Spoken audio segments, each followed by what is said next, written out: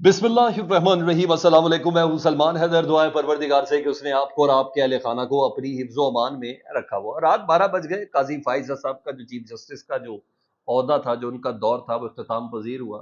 हमारे मुख्तलिफ social media के लोग, हमारे दोस्त अहबाब जो यूट्यूब वगैरह करते हैं, वो इसको एक मनहूसियत से तशबीह दे रहे थे।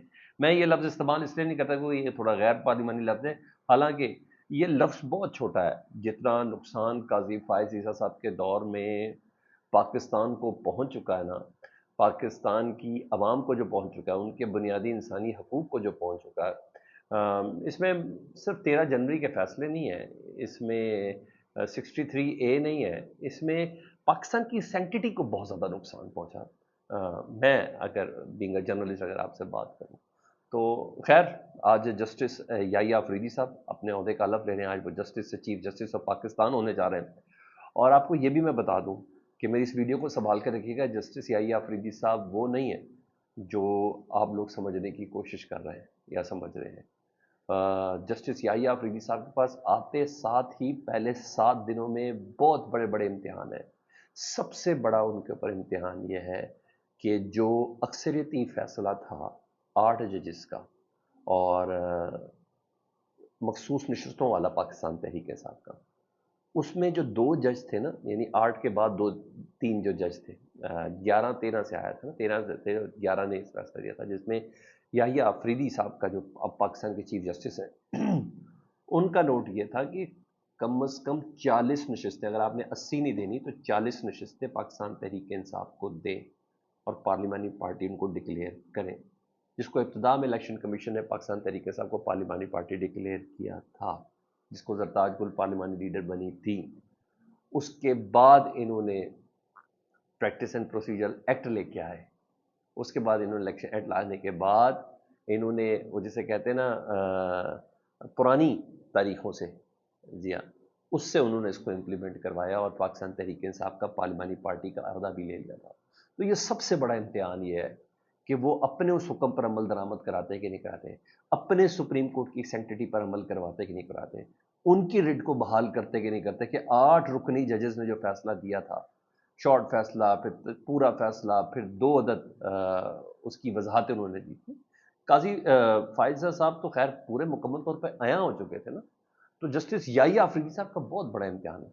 7 दिन बाद मैं और आप दोनों बैठ के बात करेंगे, मगर आपको 7 से 10 दिन देने पड़ेंगे उस फैसले की अमल दरामदगी के ऊपर। नहीं तो फिर हम भी इधर ही हैं, वो भी इधर ही है, फिर तो कुछ भी बात की जा सकती है। इतना मैं आपको बता दूं। हाँ, रात गए मैं कुछ खबरें बता दूं। 10:30 11 बजे का टाइम था। इमरान खान साहब की जो दोनों बहनें, उज़्मा खान और इलीमा खान साहबा, ये दोनों रिहा हो गई जी, और ये जहलम जेल से रिहा हुई थी। कल उनकी जमानत हुई थी, रोबकार वगैरह जारी हुई, और ये होता प्रोटोकॉल जी कि उनको सुबह उन रिहा हुई, रोबकार जारी, और रात 11 बजे हुआ। बुशरा बीबी वाला वाक़या ना होता, जिनको जानबूझ के फौरन से पहले पहले बाहर निकाला गया ताकि वो उनके इस्तकबाल के लिए पहुंच सके। लेकिन क्या बात है, क्या इस्तकबाल था, दीदनी इस्तकबाल था। ये जिस काज के लिए अंदर थी, जिस भाई के लिए अंदर थी, जिस पार्टी के लिए और वो अंदर थी, वो पता चल रहा था। क्या बात थी। पर हल्की सी भी कोई तकलीफ और अजियत उनके चेहरे पे नहीं थी, कोई मलाल हो, कोई रिग्रेट हो, कोई किसी किस्म का नहीं था। तो 3 हफ्तों से एक कैद थी और मीडिया से उन्होंने गुफ्तगू भी की। जारी बात है, अलीमा खान साहब ज़रा बात कर लेती हैं, तो उज़्मा खान साहब इतनी बात नहीं करती।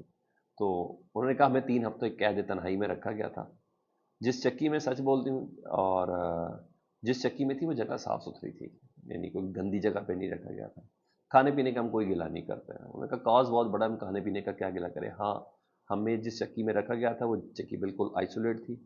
हम किसी खातून कैदी को हमारे पास आने की इजाज़त नहीं थी, ना हम किसी से बात कर सकते थे, ताकि कहीं इनको डर था कोई बाहर से कोई खबर अंदर ना आ जाए। ये उन्होंने बोला। दूसरा उन्होंने बताया कि हमारे अलावा 400 पाकिस्तान तहरीक इंसाफ के कारकुन अंदर है, वो किस गुनाह में कहते हैं किसी को कुछ नहीं पता। उन्होंने जहलम जेल के अंदर का अहवाल भी बताया है। उन्होंने कहा साथ वाली चक्की में टीवी चलने की आवाज़ होती थी, लेकिन किसी को हमसे कोई राब्ता नहीं था। और जज्बे का आलम उन्होंने यह था कि उन्होंने कहा हम पर इन्होंने बम बना के पार्लियामेंट पे मारने का, यानी पार्लियामेंट तबाह करने का इन्होंने हम पे इल्ज़ाम लगाया।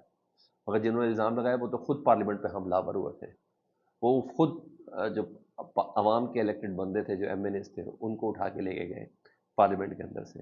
انہوں نے کہا رہی بات دوبارہ باہر نکلنے کی، انہوں نے کہ عمران خان کی کال پر 100 بار باہر نکلیں گے اور بار بار جیل جانے کو تیار ہے. ہمارا عمران خان ہمارا بھائی بھی ہے اور ہمارا لیڈر بھی ہے. تو یہ ان کے جذبے کا عالم تھا. تو بہرحال عمران خان صاحب کی امیڈیٹ فیملی جس میں زوجہ اور ان کی 2 بہنیں وہ باہر آ گئی. دوسری طرف وہ کون بچائے گا پاکستان، عمران خان، عمران خان، عمران تیرے جان ہے ساری، یہ سب نعروں کی گونج میں آپ یقین جانیں یار واقعی بڑا زبردست رشتہ یہ بہنوں اور بھائیوں کا. کسی بھی بہن کا اپنے بھائی کے ساتھ واقعی بڑا کمال یہ رشتہ ہوتا ہے. اچھا دوسری طرف نہایت کمزور اسکرپٹ تھا اسلام آباد کا جو کل لگایا گیا. پوری تامل فلم تھی نا سر، اس کا اسکرپٹ پورا بنایا گیا. صرف وہ گاڑیاں وہ ہواؤں میں اڑتی بھی نظر نہیں آئی، نہیں تو سر وہ بھی وہ جیک لگا کے اڑا دیتے کہ کل تو بہت بڑا حملہ ہو گیا پاکستان کے اندر. اور سنجانی کے مقام پر نا وہ ایک اسکرپٹ والی پوری مووی تھی جو بالکل فیل ہوئی. اور نامعلوم افراد کہا گیا جی 187 قیدیوں کو فرار کر کے بھاگ گئے سر، جس میں پاکستان تحریک انصاف کے 3 MP بھی شامل ہیں، اور ہم نے گرفتار کر لیا ایک MP کا بیٹا. اور پتہ نہیں پریزن مین کے ٹائر برسٹ ہو گئے اور ڈنڈوں اور سوٹوں سے حملہ آور ہوئے. پھر رات کو ویڈیوز آ گئی تھی پورا. خدا کا واسطہ کیا کتنی انرجی ہے ویسٹ کرنی تھی آپ نے. یہ سب لوگ کیوں بھاگیں گے؟ ان سب کی ضمانتیں ہو چکی ہیں یار، ان کو عدالت ان کی ضمانت ہے، ان کی روب کار جاری ہو رہی ہے، کیوں بھاگیں گے کہیں؟ یہ کیا چیز تھی؟ پھر وہ 9 مئی بنانے کی کوئی کوشش کر رہے ہیں. وہ آپ نے 4 اکتوبر کو بھی بنانے کی کوشش کی تھی، اب نہیں بکتی. اب یہ سٹوریز وائر نہیں ہونی سر. PTI والے بھی عقل مند ہو گئے، عوام بھی بہت زیادہ عقل مند ہو گئی. تو رات کوئی ویڈیو آئی جی، نامعلوم افراد تھے، چہرے ڈھانپے ہوئے تھے اور بڑے پراپر وے میں چہرے پہ ماسک لگا کے نا یہ نا پریزن مینس کو پتھر مار رہے تھے. تو آپ دیکھیں تامل فلم چل رہی، پریزن مین کو پتھر مار رہے تھے. اور ساتھ ہی ایک بندہ ویڈیو بھی بنا رہا تھا ان کے ساتھ بیٹھ کے. بھائی جو نقاب پوش ہے پتھر ہاتھ میں پریزن مین کو چھڑانے کے لیے آئے، قیدی چھڑانے کے لیے، وہ ویڈیو بنوائیں گے اپنے ساتھ کھڑے ہو کے بندے سے؟ یار کیا کر رہے ہو؟ خدا کا کوئی خوف کرے یار.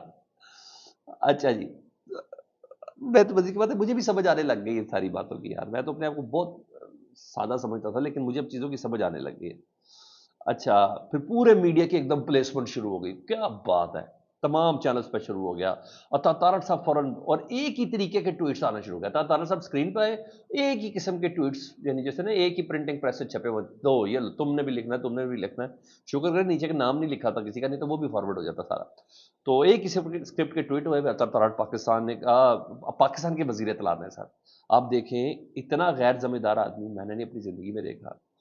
پاکستان کا وزیر اعظم بغیر کسی تفتیش کے، بغیر کسی FIR کے، بغیر کسی CCTV فوٹیج کے، بغیر کسی ایویڈنس کے جو اس کو کہا ہے.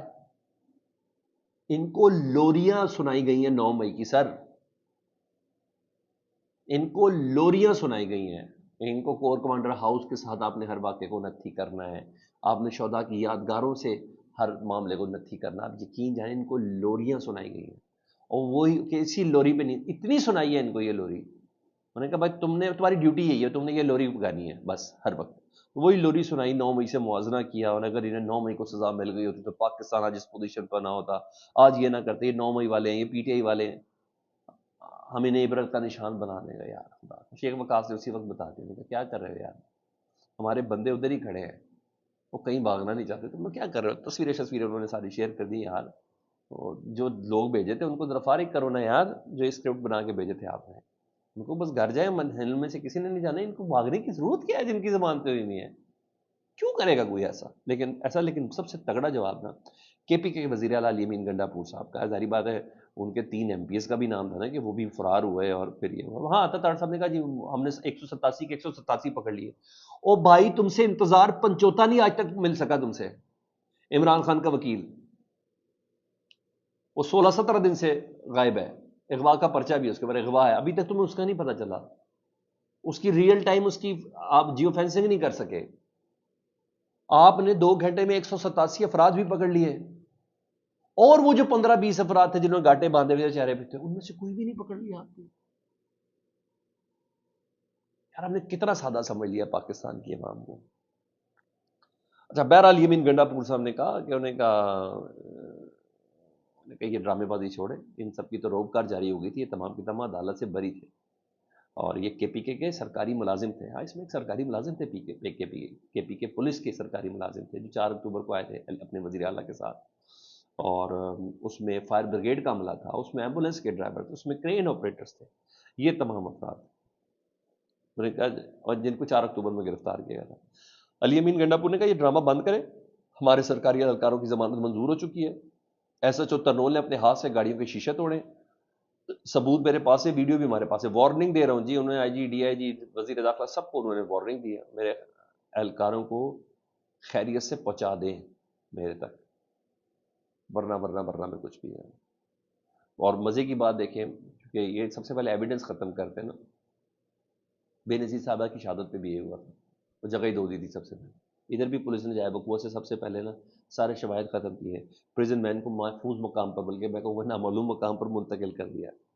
یہ تمام ڈرامہ اسکرپٹڈ تھا یار، کیا ہوا حاصل بس پوری دنیا میں پاکستان کی بدنامی ہوئی، یہ تو پاکستان نہ ہو گیا، صومالیہ ہو گیا، یہ کینیا ہو گیا، بنانا بنونا مجھے سمجھ نہیں آتی کون سی ریپبلک ہوتی ہے، یہ تو ایسے لگ رہا تھا آپ نے پوری دنیا میں پھٹے چلوا دیے یار، اور معاف کر دو یار، بس کر۔ ادھر پاکستان تحریک انصاف کی اپنی رجشیں ہیں، وہ بھی کم نہیں ہو رہی۔ سلمان اکرم راجہ اور فیصل چودھری جو فواد چودھری کے بھائی بھی ہیں، جنہوں نے ابھی عمران خان صاحب سے ملاقات بھی ایک دن پہلے کی تھی، ان کی ملاقات 40 منٹ رہی تھی، 1.5 گھنٹے سلمان اکرم راجہ صاحب کی بھی رہی تھی، وکیل بھی ہیں، فواد چودھری صاحب کے بھائی بھی ہیں، واٹس ایپ گروپ سے ان کو ریموو کیا گیا، اور ابھی کل ہی وہ عمران خان سے ملاقات کے لیے آئے تھے۔ کہا جا رہا ہے کہ وہ ویڈیوز ہیں، وہ ان کے ٹی وی کے انٹرویوز ہیں، جس میں انہوں نے عمران خان صاحب کا حال احوال بتایا کہ اس کیٹ کے آدمی کو اتنی تکلیف میں رکھا ہے، اتنی اذیت میں رکھا ہے، اور انہوں نے بتایا ایک جگہ پہ کہ میں نے عمران خان صاحب کو بتایا کہ 4 اکتوبر کو کیا ہوا تھا، اور میں نے کوئی چیز چھپائی نہیں، ڈی چوک پہ پوری قیادت غائب تھی، اور یہ سب چیزیں تھیں نا، یہ ساری باتیں انہوں نے کی۔ اس پہ سلمان اکرم راجہ صاحب نے نا، جو وزیر سیکٹری ہیں پاکستان تحریک انصاف کے، انہوں نے فارغ کر دیا ان سے۔ پھر نکی صاحبہ نے پوچھا بھی، انہوں نے کہا کہ سلمان کرم راجہ صاحب آپ نے کیوں فارغ کیا؟ انہوں نے کہا پلیز میں اپنے کسی چپڑاسی کو فارغ کر دوں گا، نیشنل ٹی وی پہ مجھ سے سوال پوچھیں گے، تو اس حد تک رفٹ اندر بیچ کے اندر ہے۔ ہاں میری کل فواد چودھری صاحب سے پروگرام میں، میرا پروگرام تھا، تو اس میں فواد چودھری صاحب سے میری بات ہوئی، تو فواد چودھری صاحب بھی بہت غصہ ہے، انہوں نے کہا سلمان اکرم راجہ، انہوں نے سلمان اکرم راجہ کو ہی گرے میں رکھا ہے، ان کی حیثیت کو چیلنج کیا کہ وہ ہم سے پوچھنے والے کون ہوتے ہیں؟ وہ تو پاناما کیس جو پاکستان تحریک انصاف کی بیس بنا تھا 2018 کے الیکشن جیتنے کی، پاناما کیس، اس کیس میں وہ میاں محمد نواز شریف صاحب کے وکیل تھے، اور 3.5 کروڑ روپے انہوں نے فیس لی تھی، اس وقت وہ سیاست میں نہیں رہے، جو سپریم کورٹ کے وکیل تھے، تو وہ پتہ چل رہا ہے، کہتے ہیں وہ مجھ سے پوچھنے والے کون ہوتے ہیں، وہ ہم سے جواب لینے والے کون ہوتے ہیں، لائک یہ والی پوزیشن ہے۔ بہرحال مولانا فضل الرحمان صاحب اب دوبارہ سے کھڑے ہوئے ہیں، اب دیکھیں کیا ہوتا ہے۔ وہ کہتے ہیں کہ جی فوری انتخاب ہونے چاہیے، الیکشن پاکستان کے ٹھیک نہیں ہوئے، فوری انتخاب کیا جائیں۔ اب دیکھیں حکومت کب تک چلتی ہے، وہ یہاں تک کہہ رہے ہیں بھائی آپ ہی چلا رہے ہیں، اور کون چلا رہا ہے معاشرہ، نہ کریں۔ ہم نے کہا ہم اپنے نظریے پہ قائم ہیں، ہم 27ویں ترمیم نہیں ہونے دیں گے، دیکھیں کیا ہوتا ہے۔ فیڈ بیک سے متعلق ضرور آگاہ کریں، اپنا بہت زیادہ خیال رکھیں، اللہم صلی علی محمد و آل محمد۔